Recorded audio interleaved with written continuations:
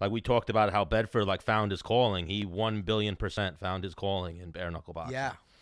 Like one thing I was thinking of, and we'll say to him, like in that tough house, even though he was 135, and I know Dillashaw's a tough dude. Like what would have happened if they got into a fight in the kitchen, you know, or if they got in a fight over the fucking using the bathroom or something? Yeah. That would have been a scrap. Touche. That would have been a scrap. I tell you what, like I wouldn't want to fight Johnny Bedford. No, I wouldn't want to fight Johnny Bedford. He has an iron chin. He eats shots. Yeah, but like in the kitchen, I'm not shying away from double-legging a motherfucker like onto the counter. Yeah, you'd have to go a different route. Like yeah. I need to get close. I'm getting close. I'm closing this, you know. Yeah. Ground and pound you like, oh shit!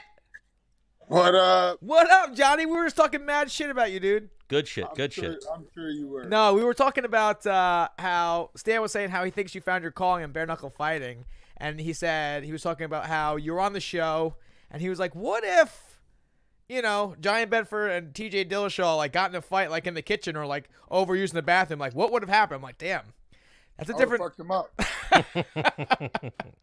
I don't lose those fights. So I would have fucked him up. Yeah, like tight spaces. I feel like that's where you would even thrive. Like bare knuckle boxing is one thing, but put them in a phone booth. Oh, that's Johnny Bedford's type of fight. I like you, Stan. You're a smart man. I agree with you. Very smart. Very smart. But Johnny, if I'm fighting you in a bathroom, a tight bathroom, I'm still shooting a double. I'm trying. I don't. That's why I'm bare knuckle boxing. A double leg shot on me. But hang on, you know Johnny Bedford wrestled Division I, right? Yeah. Oh my God. Where's your mic? Right here. It's not going to be fun. Anywhere you fight him, it's not going to be fun. If you fight him in an MMA fight or a bare knuckle boxing fight, but like I was saying, I think put him in a phone booth. Like the fight with Crazy Felony. We don't want to call him Crazy Horse no more. Felony. Like every time that you guys gotten close, it's like you just bite on your mouthpiece and just slug. Oh, Johnny, turn your phone horizontal so you can see this. There we go. Look at that. Oh, there you go. There you go. Oh wow! Look, I don't even know how to use my iPhone. Ah! Oh, why? You just figured that out when Menace told you? No, I don't. I guess I don't FaceTime all that much. Well, no, but when you FaceTime, 90% of the time you're FaceTime with someone else who has their iPhone and you hold it vertical. Right. Yeah. Yes. Yeah. Only on the Menace and The Man show do you need to hold your iPhone while FaceTiming horizontal. Yeah, so you get the whole thing. I get to see you both now. It works out better. Yes. Yeah. So Stan, before having Johnny on the show, I spoke to him on the phone just to arrangement. We started getting into it. I'm like, whoa, hold up. Like I want this to be organic talk here. I'll talk to you later. And I hung up the phone. But what were we getting into your fight you just had this past weekend, right? Yeah, this past 5 days ago. Yeah. Fought down in Biloxi, Mississippi. Obviously got the win. You were congratulating me. That's what started me on my little spiel, and you kind of said, "Hey, save this." So yeah, I mean, I'm not. It's not boo-hoo me. I'm happy to get a win, but the truth is I didn't fight a great fight. Right, that's what you were saying. You weren't happy with your performance. I didn't fight a great fight, and and why I can say that is, and what makes me pissed off about it is that I'm smarter than that. I'm a veteran now. I'm 36, but he did what he wanted to do. And you said he got you emotional. Right? He got me emotional, right? I wanted to make an example of him. I was like, this son of a gun's coming over my sport, like acting a fool, acting a clown. I don't know if you saw how he walked out, but he had his pants around his ankles. I mean, I'm backstage about to walk out with the mentality like, I'm going to kill this motherfucker. You know what I mean? Like, not the right mentality. When I'm loose, I'm having fun, my hands are down. That's when I'm at their best. When I'm I've watched it a couple times. I was forcing things. I wasn't my normal self. But it was still an exciting fight. I'll come to fight every time. And, I think kind of what we said earlier, I'm kind of made for this sport. Right. Yeah, even that. I can fight bad fights and still get wins. I'm pretty happy to say that. You know what I mean? Yeah, when someone brings it out of you and you start fighting a little uncharacteristic, you're still game. It's still your type of situation. That's right. Yeah. Because I'm not gonna sit here and lie. Like when you're my boy, so I'm watching him come out and do his thing at weigh-ins. I'm like, this is very entertaining for me as like a fan, but as a homie to you, I'm like, yo, this motherfucker's gonna catch it, But like hang on. I got it like Connor at first. I was like, fuck this guy. But then after he kept going, I'm like, this guy's fucking funny. Yeah. So he comes out. He's got his fucking. I don't know. He's got his pants down. What was he? Was he live on Facebook at weigh-ins? He's live on YouTube. I guess he's got a huge YouTube Oh, right. He's been trying to push that. He's got a big YouTube out. He was live at the weigh-ins. He was live at the pre-fight meetings. He was live walking to the to the ring. He was live at the hotel after. I mean, that guy. I went and found his YouTube channel now, and is it big? It's I don't know how big it is. I just declined a call. Sorry if you lost me for a second. Yeah. I should have probably looked at that. I went and gave him a subscribe. I'll support his cause. Nice. That's what's up. It's good. Once you fight a guy, you get a little, you're cool with him after that. You know what I mean? Like, he had me blocked on social media for a while and stuff, and he was offended because of the whole I won't call him it anymore, just like you said. But after the fight, dude, he sent me a message on Instagram, good fight pimp or something like that, and then he said something about, I heard I hit you the hardest you've ever been hit, and I was like, well, yeah, you definitely gave me some good shots. So I told him it was an honor to fight him, and thanks and whatever. So, water under the bridge. There was never really real animosity. I don't hate the man. I think he's a clown, and he was an opponent, and I'm thankful that Bare Knuckle got the opponent for me, and I'm thankful that he showed up to fight, and he made me fight for it. I mean, you can see on my face I'm busted up a little bit. For sure. Nothing crazy though. And me and Stan were talking on Tuesday, right? Mm-hmm. Because I was like, hey, I want to try and get Johnny on. We ended up, canning the show for Tuesday, and then we pushed it to today. And like you said before, is like you were a little bit emotional because usually you have this fucking ear to ear smile, and I saw you like almost like forcing that smile, like you were like I don't know, but like. Usually you have a way more, like, you didn't get the fuck off the guy. Usually you're like, come here, come fight right here. You didn't get the fuck off him. You stayed in his face the whole time. Yeah, I was trying to, make an example of him. And, when you're forcing things, Yeah. When you're forcing things, you're trying to knock someone out. It's hard to knock them out. Yeah. You know what I mean? When you're just setting it up and letting things fly, the knockout comes. So yeah.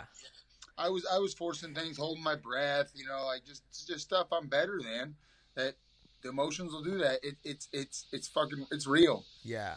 And yeah, like you said, holding your breath, because afterwards you were breathing like fucking super hard, and I was like, damn, he really put out like a fucking ton of effort, and like you said, you must have been holding your breath to be like, like almost like you were holding your breath. You know what I mean? Like I was trying to, load up punches and stuff, and it was just bad performance. But again, I want to boo-hoo me. I got to win. I'm happy. Well, yeah. At the end of the day, everyone forgets. And if there's one guy who's going to bring that out of you, like, I want to hit this motherfucker, it's Charles Bennett. Well, the thing is that he's, like you said, he's a veteran. He's like kind of one of the pioneers in the sport. The dude's fucking... Oh, for sure. Almost 40, right? Like, he's been fighting in backyards. He's been in MMA, Pride. You know what I mean? He's been all over the fucking map. Yeah, no, for real. Strike Force, all that shit. But... he didn't fare well in bare knuckle boxing when he ran into Johnny Bedford. How did you feel at 145, bro? Dude, I ate breakfast the day of weigh-ins, bro. Like it's gravy. What the heart? I've made jokes on Instagram with previous opponents saying they're coming for my belt, and I told them like the hardest part about fighting you is making weight, homie. Like I'll beat you up again if you want to do that. Like sign me up. Like the hardest part is making weight. Right. 45 though it was easy. Shout out to George Lockhart and his team. They were out there for Bare Knuckle Fighting Championships. They're helping us out that week. Okay. So, which was very cool. 45 was good. Everything went well. For the weight cut wise, performance wise wasn't up to par, but again, got the win. Moving on. Getting ready for what looks like hopefully February. Yeah, nice. And I'm gonna put, a lot of people like. He's even fucking Crazy Horse like you're skinny. He's small for the weight class. I'm like, no, he's fucking not. The dude's fucking 5'11". His shoulders are broader than mine. It's just like he just doesn't have any like a lot of muscle on his bones because otherwise he won't make weight. The only reason I'm like Johnny Bedford's a big fucking guy. When you're standing in front of him, he's wide and he is fucking tall. He's a big dude and he's got reach. And his knuckles are bigger than his fucking hands. It's weird. Well, yeah, that's even what I said to Put your Menace. paws up to the camera real quick. Look at his fucking knuckles. Well, the one that you're talking about is jacked right now. It's all swollen up. So there's the left, and then there's the right. Ooh. Dude, his right hand, the middle knuckle of his right hand is as if it's a fucking, like he's a velociraptor. You know, they have that one fucking huge claw? Yeah. That's his right hand. That thing's grown over time, I'm sure. Oh, my God. I've Well, broke this damn thing so many times. Like, Well, that's what one thing you alluded to is that you don't have to cut weight, so you feel better and you're like, healthier. But obviously, when you fight Artem, that's what I was saying to Menace. Artem's going to be a little bigger than you. I disagreed, but well, my theory in that is Artem can't make 135. Like Johnny struggled to make 135, but made 135, or it was a tough cut. I mean, I've made it 25 times at this point. But now this is a different fight. There's no grappling. I think that's when the size comes into play a little more when you guys are like in the clinch. And I disagree. I think the size comes into play when you are grappling, where you are a heavier guy and you have more mass to move. That's what I just said. It comes into grappling. It comes into play when there's grappling. When they're striking, it's just like it's different in striking. Throw your weapons. Artem's size is not an issue for me at all. I'm going to be the bigger guy. He might weigh a couple more pounds than me on fight night, but I'm going to be the bigger man. I'm going to be longer. Longer reach, taller, rangier. Yeah. Yes. He'll be struggling to make the weight. It's perfect. And they should have already given you Artem, but they went with that Jason Knight fight, and then. Well, the thing is so Johnny was alluding to, previously, like, yo, Artem, where you at? You know what I mean? And then Johnny fought at 145, showed we looks at 45, and Artem came out and was like, all right, sure, you could use the publicity like he's a fucking. A stud, yeah, he deserves it. And I gotta respect that. Well, no, Artem's not the one to be like, okay, I select you to be like famous. Like, fuck you. I mean, he does have a big phone. He does. He kind of is actually. Yeah, he is that a little bit. I thought the call out. I took the call out as zero disrespect. I agree. I thought it was really cool of him. Smart. I think it was really smart. I think he's really smart. I think he needs a fight. I think I'm the big money fight for him now, and I think he's for some reason thinks he might win, but there's no way in it. I'm gonna no, but yeah, I mean, I thought it was worded right. He said, "I need your wins, you need my notoriety, or whatever. We both need our families fed." I've heard Florida's nice in February, and shit, it took me 30 seconds. I am in. Right? Yeah. Sign me up. Yeah. And then Stan was saying Artem is the Homer Simpson of like fighting. Yeah, a little bit. I'm gonna. It's a great fight for me. Yeah, I've come to like Artem as a person. I fought 3 times with him now. I fought the same night he fought Jason Knight the first time. I won a world title the night he fought Paulie Malignaggi, and I fought obviously the same night he just fought the Jason Knight rematch. I've come to get to know him and his coach, David Jones. They're actually really good people. You know what I mean? Kind of. It was funny. My coach, Rafael Casillas, told him, I didn't fucking like you. I thought you were Conor McGregor. I thought you were douche. What about? Right. That's the impression So Chris Wade told me he fought on the same card as him, and or they were doing some event together. As Artem. And I had this with Chris Wade did something with Artem, and I had this impression that dude, the only reason you are where you are is because of Conor McGregor. You personally didn't do shit. You're just around Conor. That's why you're literally Conor's punching bag. You know what I mean? Yeah. But Chris was like, "No, man, he's fucking after a few minutes, he's like, you know what? You're fucking all right. I see it. You're pretty cool." And I was like, "Yeah." He's like, "Yeah." I was like, all right. Yeah, he just caught a bad rap a little bit. But one of my favorite things about him is the GOAT memes and how people on the internet say Artem's the GOAT. You've seen that? For sure. Right. Yeah. I'm on the phone. My daughter's trying to break in. I apologize, guys. You're good, dog. She can hang out. Yeah, she can hang out. We don't mind kids. This is a family-friendly show, even though it's a little... Sometimes my little guys hop on the couch, if they're around. We had Sam Alvey on the show, and we had his youngest son, Bryson, start interviewing Sam Alvey. That's awesome. Yeah, so we get into that sometimes. I think we've even had Maddox and Bryson both in here, and they've talked to some people. And then, so Artem was like, hey... You want to scrap? You're like, yep. And then Knight gets on the horns like, hey, what did he say? He's saying he's open to the trilogy. He wants to shut my mouth up. It's like, oh yeah, he went to 45 for a reason. I went to 45 for a reason to stay busy, and I'm going to collect another belt. Yeah. Line them up. Line them up. Now, I'll fight Artem first. Make me the number one contender. Jim Allers is now in this conversation saying he wants to come for a title. But the problem is Jim Allers hasn't made 45 yet. Jason Knight has told me he won't fight Jim Allers unless Jim Allers comes to 45.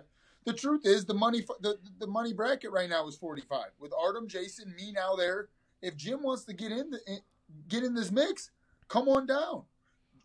I'm not Bare Knuckle Fighting Championships matchmaker. I'm not their CEO. I don't make any of those decisions. But I'd be okay with give Jim and Jason Knight a 145-pound title fight. Make them the co-main event because me and Artem's going to be the main event. But I'm going to beat them both. I want the number one. I'll beat Artem and become the number one contender, and then I'll fight the winner of Jason and Jim. Yeah, I think, I enjoy bare knuckle fighting, and Dave Feldman, whoever the matchmaker is, they're fucking up right now because they're not making Johnny Bedford the star. You have a guy right now undefeated in bare knuckle boxing, comes from the MMA world, so you can sell that angle too.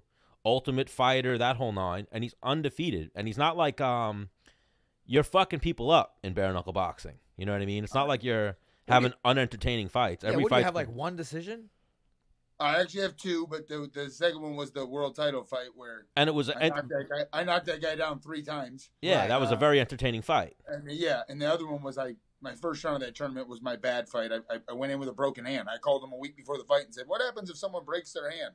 Well, the tournament moves on. Okay, well, I don't have a broken hand. I'll see you next week. Well, even that's one of those things we saw with your opponent just now. Like, I'm not going to shit on him, but once he hurt his hand, he was done. You know what I mean? He hit you with a nice fucking one from the right hook. But hang on, did you slip or was that like a little bit of a knock? No, I watched it again. It probably could have been called a knockdown. Thank God it didn't. Because because Stan was like, But it definitely wasn't like a shot that knocked me down. It was more like I was all balanced and stuff. I thought it was like a slip at first, like definitely in the moment. I definitely didn't think I got knocked down. Because you got right back up. Like, it wasn't. Right back up, like, whoa. And then, but I did watch it, and he was in the middle of throwing punches. Maybe that could have been counted as a knockdown. Again, they didn't.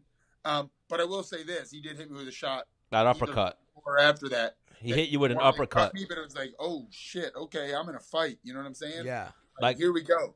I saw a picture of it where he hit you with an uppercut, and it was like total fist to the chin, and you ate that shit. That wasn't the flash or whatever. But then you started going to the body. I watched. Yes. Like you were going upstairs with him. He hit a few ones on you. Like, let's switch this up a little bit. And you went to start going to the body. He started gassing. Yep. I should have went there from the beginning. I had a game plan. You know what I mean? It was to get on the gas, but again, game plan kind of goes out the window. You get emotional. You get punched in the face. We just start fucking fighting, right? Bite down on the mouthpiece, and let's find out who's gonna fall. And that's where the scary Johnny Bedford comes out when it's like, oh no, we're really fighting now. Yeah. So I don't think Felony realized that. Like Felony probably should have been respectful, and then maybe it would have went a little different for him. That's his whole thing, though. That's how he rolls. Yeah, but you know what I mean. Like jokingly, like he should have been like, "Oh no, we're good," and then threw you off a little bit with that. Instead, he went like, "Nah, I'm gonna amp you up a little bit. I want you to fuck me up." Yeah, you know. I tried to. That was my objective that night. I was emotional. Cause I fought in a tournament with him once, and I saw him down the hallway, and he was like, "You fighting this weekend?" I was like, "Yeah." He's like, 155. I was like, "Yeah." He's like, "I'm gonna fuck you up," and I was like, "What?" I'm like, I don't even know who this guy is. Were you talking to me? And you like looked over your shoulder. It was only me. Cause like back in the day, I didn't have my corner was coming like the next day. I had one corner. It was just me, like 6-0, 5-0. Like, okay. And now you knew who he was, or you didn't watch fighting really back then. As you know, not that you watch it now, but I think someone was like, "Oh, that's Crazy Horse." I was like, "Who's Crazy Horse?" Yeah, the artist formerly known as Crazy Horse now. Yeah, he's Felony. Yeah, Felony. Yeah. Oh, he was fucking pissed at me when we had him on the show because I kept calling him Crazy Horse. So then, my name's Stan. He kept going, Sam. I mean, Stan. You see, it don't feel good. It don't feel good. Then he rolled a blunt. Then he rolled a blunt in his car. Smoked it. No, he was overweight at first, and he went out and went on YouTube Live, and he said he's going to smoke this pound off, and was smoking weed in his car. In the 2 hours he has to make weight, he's out in his car smoking weed. Wow. With the heat on, he's probably sweating it out. That's amazing. Bro, he was in trying to cut weight and get in shape for the fight with you. he was in front of like a 24-hour fitness or whatever, smoking a blunt and just talking shit as people walked by. Like, yo, I'm gonna fuck that bitch right there. Yeah, if she wants it. She don't even know she wants, same shit like that. He's crazy. It was entertaining. Oh, definitely. It was entertaining. I bet it was. I bet it was. But even that, he didn't say an unkind word about Johnny Bedford. Like, he knew what he was getting into. Well, good. Yeah. Yeah, he was actually I didn't get respectful. to see a whole bunch. Like I said, he had me blocked on social media, so I didn't get to see any. Which Oh, he did? I like Well, talking shit. Well, you I see, like that build up. he had a bigger social media that got deleted. Right. Yeah, that's what I mentioned to you. I typed that to you on Instagram, that he didn't block you. His shit got deleted, but then I guess he blocked you with his burner account or whatever.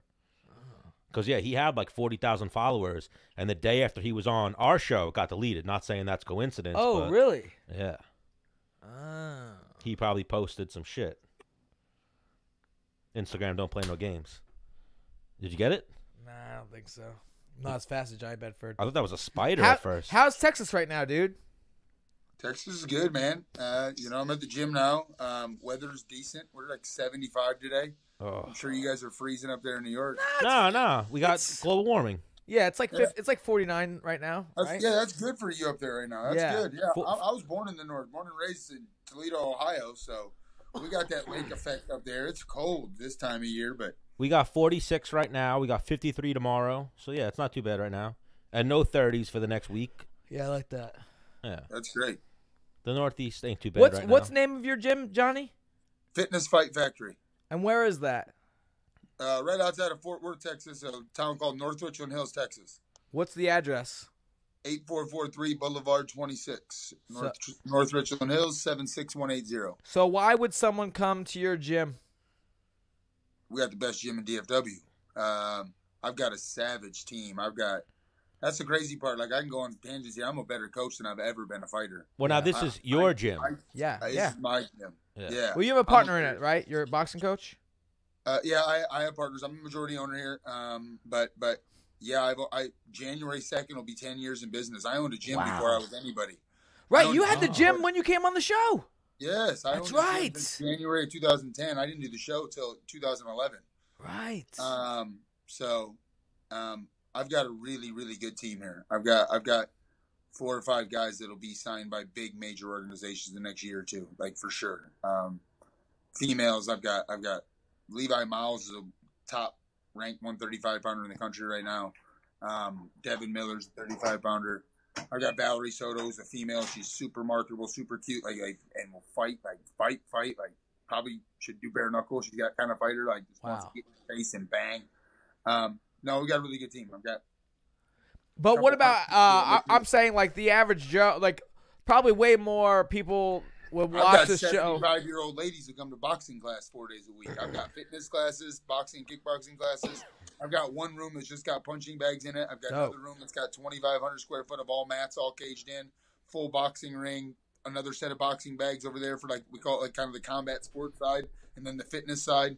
In the fitness side, there's a bunch of suspension trainers and squat racks and obviously 25 bags. So wait, you're there right now, right? I'm in the massage room right now, hiding because it's the only place quiet. So, give us a little tour real quick. One thing that we've gotten into, before we lose you, let's get some. Here, let me flip it. I guess I'll flip it. Yep. We're good with that. This would be the combat sports side, obviously the boxing ring and rubber floors for sprawling, and then the big mat area. Okay. So it's pretty legit. I've got all my nerdy pro fighters sitting here playing Magic the Gathering, and I'm not even kidding. They're playing Magic? Dude, I'm not even kidding, guys. Magic. Magic the Gathering. But as let's go back to that conversation because you wanted a tour. So I'm walking back out towards the front, obviously. Bathrooms, retail, blah, blah. Main office. Okay. Retail, blah, blah, blah, blah, blah. And then what I'd call the fitness room. Okay. 25 punching bags, suspension trainers, squat racks, dumbbells, kettlebells, blah, blah, blah. This is the jam lobby. There's one of my kids. That's my son. There's my daughter. Lila, say hi. TV, trophy case, whatever you want to call it. Nice, man. This is the facility. So business is good. Business is really good. Yeah, man. You got a really nice gym over there. Well, I flipped it back in. No, I'm actually. I appreciate you saying that because I'm very proud of, my facility. I'm proud of it. What we're building here. It's. I'm very. We've got 63 classes a week on our schedule. Wow, something like that. That's a lot. Yeah. So we're busy. I mean, like tonight, for example, we'll have in that fitness room. There's a 4:30, a 5:45, and a 7 o'clock tonight on the mats. I'll do a 5 o'clock kids jiu-jitsu. There's the adult gi jiu-jitsu at 6. The MMA team on Tuesday, Thursdays, they separate themselves from the jiu-jitsu people. Monday, Wednesdays, I teach a no-gi class. The fighters and the jiu-jitsu people do them together. But Tuesdays and Thursdays, while there's a gi, the fighters kind of take half that mat area, and we do like MMA wrestling and stuff like that. Are you a black belt now? I'm a first-degree black belt. I've been a black belt 3.5 years now. Oh, damn. Congrats, man. Yeah. So wait, we've talked to Gilbert Burns about possibly promoting Menace. When are you going to promote Menace? He needs he's a one-stripe white belt. Dude, come to Texas. We can fix that, bro. Give him a stripe at least. Give him a stripe. I just want to go to various gyms and just get like one stripe added on to my belt. You'll come to Texas for one stripe on your white belt. Yeah. You could definitely politic your way to a black belt. Like, talk to everyone you know, be like, I just want one stripe. Yeah. And then by the time you show up to somebody else, you'll be like, I got like 5 stripes on my white belt. Yeah, I need to be blue. Then you get your blue belt. Blue, and then go one stripe up. Yep. Man, that'd be funny. Yeah. But you're doing great, Johnny Bedford. We appreciate you for joining us. We want to, like we've talked about it. Now, this is your third appearance on the show. This is it the third? This is his third appearance on the show, okay. yeah. We'll take you every week if you want to come on. Yeah. He's big. And yeah, I'll be there. We haven't really divulged into like street fighting stories and things I need like that next time. The 4th episode is gonna be the Johnny Bedford street fight episode. Well, that's what it is we got to get him on when he hasn't had a fight. Right. Or he doesn't have anything booked yet, right. so we're not talking about that. I mean, if we're being honest, next time we'll have him on. It's like, all right, so the fight's 3 weeks out. How you feeling? How many weeks is it right now? No, February. I know. How many weeks is that? Months. Yeah. I know that, but like people might we don't even have a date yet in February. I don't even think they have a date yet. Okay. I just think PKFC knows they're going to Florida in February. I think that's the next card. I think Bare Knuckle had a great year. They're taking, the holidays off as well. And then we're going to start 2020 off with a bang. They said they got 10 events in 11 months. So wow. Oh, so they're stepping it up in 2020. Wow. Yes, he said there's 10 events coming, and obviously there's not going to be an event in January, so that gives them only 11 months to host 10 events. So it's going to be big. I know that New Mexico's passed legislation for Bare Knuckle. I believe Kansas has passed it. There's some other states coming for sure. Yeah. It's only a matter of time. It'll be legal everywhere. Once the science and the truth gets out that it really is safer, it's just exciting. It's not gonna stop growing. It's gonna take over. We won't see you in New York till like 2027 though. So maybe. Oh yeah, you got a pretty rough commission over there. Yeah. I agree. Oh yeah, well, you don't even want to fight here. Yeah, the commission's trash here. Trash. Man, yeah, you guys get big fights now, and you hear about it. Like even people from the past, like God, don't fight there. Bad commission. Well, you get taxed a little bit more, I think. And and even just a bad commission. Like even Masvidal was hesitant to fight. He did like a video he did a video where he was like playing a video game thing, and he said, I want to fight Nate Diaz, but I don't want to fight in New York. And then like 3 days later, the fight got announced in New York, and I was like, oh shit, really? Because the taxes, and then Masvidal said because the commission was fucking idiots when he was there. I mean, that doctor got all that shit for stopping that fight. Some people say that it wouldn't have got stopped in other states, and it was a bad cut, but it wouldn't have got stopped in other states. In New Jersey or Vegas, that fight keeps going. Right. I agree. Yeah. I think right now. That doctor just was stuck on stupid, doesn't have the fight experience, so he was like, and even that, like, that's why I don't even want bare knuckle boxing to come to New York yet, because they'll stop fights on the dumbest shit. You can't stop it for cuts in bare knuckle. Yeah, so New York's not ready for that. They're just granted. It's going to happen. I mean, I got like 40-some stitches Saturday night. Damn. Yeah, New York's not ready for that. I got some new doctor who's really good. Let me mention that. But he's like, you're not going to have any scars. I'm going to do internal stitches and external. I'm like, bro, I'm not a model. I'm like, it's okay. Just stitch me up and let me go home. All right, Johnny Bedford, you're the man. We appreciate your time. I'll be in touch, or Menace will be in touch, and let's get you on in like 2 or 3 weeks, and then we want to talk stories. Then we can do. Yeah, we'll just take like an hour, and we'll just have fun, dude. That'd be Yeah, awesome. fuck Let me Yeah. know. No fight talk. We just want to maybe- talk street fights and things like that. Like you drink some beers, we'll drink some beers on our end. Come on. Let's All make that happen. That'd be All right, fun. I like that. All right. Sounds like a plan, Johnny. All right, Johnny. Appreciate you guys. Peace, Have a good bro. day. You're the man. Have a good night. Johnny Bedford. Big fan of that dude. Yeah, he's awesome. He fucks for sure. Yeah. That dude fucks. Bro, he's a fucking savage, that guy. Yeah.